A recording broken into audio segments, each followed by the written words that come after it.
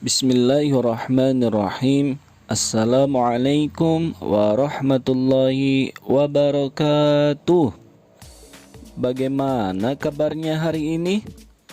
Alhamdulillah, luar biasa. Allahu Akbar.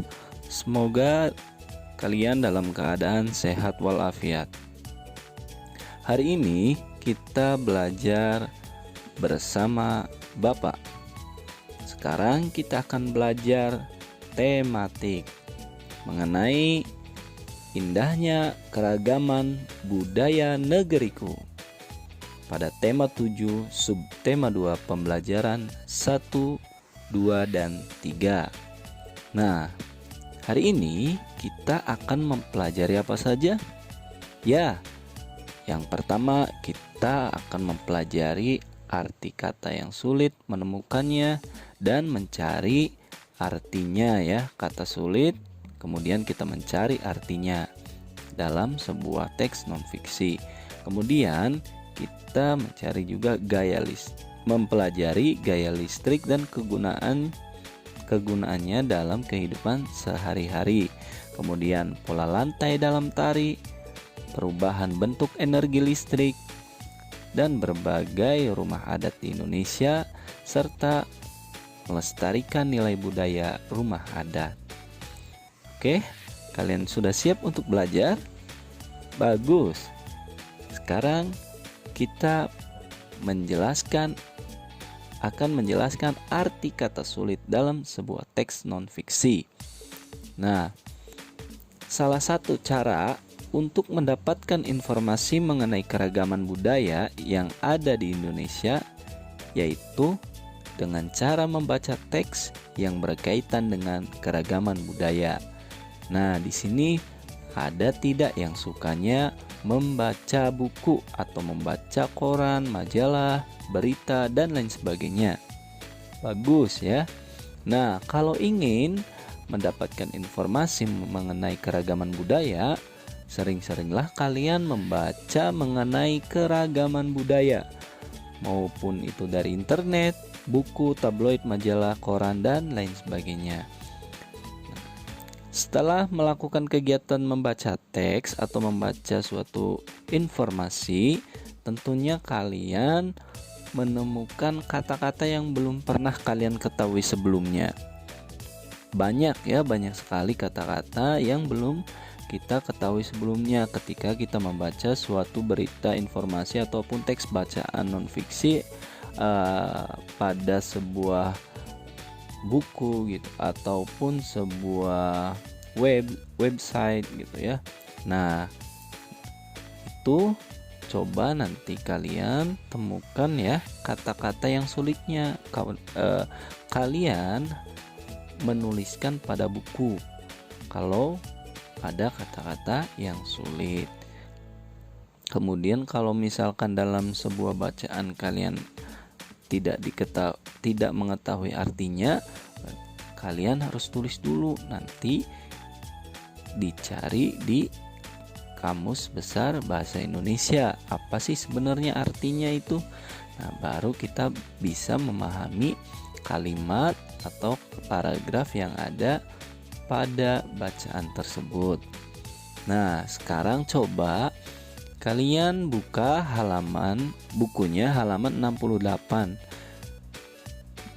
yang mengenai ragam kesenian Yogyakarta. Coba kalian baca ya. Coba kalian baca yang tentang ragam kesenian Yogyakarta. Nah, temukan kata-kata yang belum pernah diketahui sebelumnya atau kata yang sulit dipahami. Oke, kita lanjutkan. Nah, gaya listrik dan kegunaannya dalam kehidupan sehari-hari. Listrik merupakan suatu muatan yang terdiri atas muatan positif dan muatan negatif. Nah, ada dua macam energi listrik. Yang pertama adalah listrik statis dan yang kedua listrik dinamis. Apa sih itu listrik statis? Listrik statis adalah fenomena benda di mana benda-benda yang mempunyai aliran listrik akan saling berpautan tanpa sumber daya listrik. Atau dengan kata lain, benda tersebut dapat mengalirkan elektron dan proton tanpa adanya elemen pembangkit listrik. Contohnya, ketika kita menyisir rambut, maka tanpa sadar rambut kita akan terbawa berdiri seiring gerakan sisir. Atau ketika kita menggosokkan penggaris plastik ke kepala kita atau ke rambut kita. Nah, setelah sudah digosokkan yang lumayan lama, kemudian kita tempelkan pada sobekan kertas yang kecil-kecil, itu akan terbawa atau akan menempel ya ke bagian penggaris plastik. Nah, kemudian tadi yang kedua ada listrik dinamis. Apa sih itu listrik dinamis? Nah, listrik dinamis itu listrik yang dapat bergerak atau mengalir dalam rangkaian listrik. Jadi kebalikan dari listrik statis ya. Kalau listrik statis itu fenomena di mana benda yang mempunyai aliran listrik saling berpautan tapi tanpa sumber daya listrik. Nah, kalau ini mengalir dalam rangkaian listrik ya. Arus listriknya juga merupakan aliran muatan listrik yang umumnya melewati kawat penghantar tiap satuan waktu. Arah dari arus listrik searah dengan arah gerak muatan positif, dan banyak muatan listrik yang mengalir melalui penghantaran setiap satuan waktu. Contohnya apa? Contohnya rangkaian lampu listrik. Nah, kita lanjutkan ke pola lantai dalam tari. Tadi paham ya masalah gaya listrik, ada listrik statis dan dinamis. Nah, sekarang pola lantai. Pola lantai itu denah yang dilakukan oleh penari dengan perpindahan, pergerakan, dan pergeseran posisi dalam sebuah ruang untuk menari.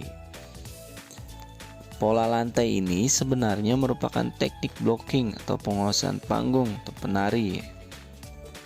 Blocking penari ya.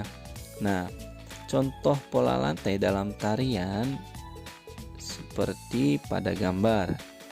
Ada yang berbaris lurus, ada yang sejajar menyamping ya, ada yang berbentuk seperti huruf X, ada juga yang berbentuk lingkaran polanya ya. Nah, ini macam-macam dari pola lantai. Nah, mengenai ngomong-ngomong perpindahan, nah ini ada perubahan ya. Kalau tadi pola lantai itu berpindah, dalam energi listrik ada perubahan ya. Perubahan energi listrik. Oke. Hukum energi mengatakan bahwa setiap energi tidak dapat diciptakan, namun tidak pula dapat dimusnahkan. Hanya saja setiap energi dapat berubah bentuk dari satu energi menjadi energi lainnya. Dengan menggunakan prinsip dari hukum energi, setiap energi mampu merubah menjadi energi lainnya. Sama seperti halnya dengan energi listrik yang bisa memiliki berbagai macam perubahan bentuk energi. Misalnya apa? Misalnya energi cahaya dan energi gerak kayak kipas angin ya. Kalau energi cahaya itu seperti lampu pijar, lampu yang biasa kita gunakan di kamar, dan yang lainnya. Sampai di sini apakah ada yang ditanyakan? Alhamdulillah, semoga kalian paham ya. Oke, kita lanjutkan. Nah, kalian apakah sudah pernah melihat rumah adat yang ada di Indonesia? Ya, kira-kira itu bentuknya seperti apa ya? Ya, sangat bermacam-macam ya, beraneka ragam bentuknya. Ya, memang rumah adat yang ada di Indonesia itu memiliki nilai artistik yang tersendiri, yang beraneka ragam pula setiap rumah adatnya ya. Bentuk atapnya beragam juga gitu. Ada yang bentuk limas, kerucut, bulat, dan lain sebagainya. Nah, Bapak punya contohnya. Ini contoh rumah adat Krong Bade ya. Nah, ini rumah adat Nanggro Aceh Darussalam. Bade ya, Krong Bade. Nah, ini rumah adat yang ada di Nanggro Aceh Darussalam. Kemudian ada rumah adat Bolon ya, berada di Sumatera Utara. Nah, kemudian ada lagi rumah adat Gadang ya, seperti yang ada pada gambar itu Sumatera Barat. Biasanya runcing-runcing ya atapnya seperti itu. Nah, dan yang di sebelah kanan ada rumah adat Selaso Jatuh Kembar.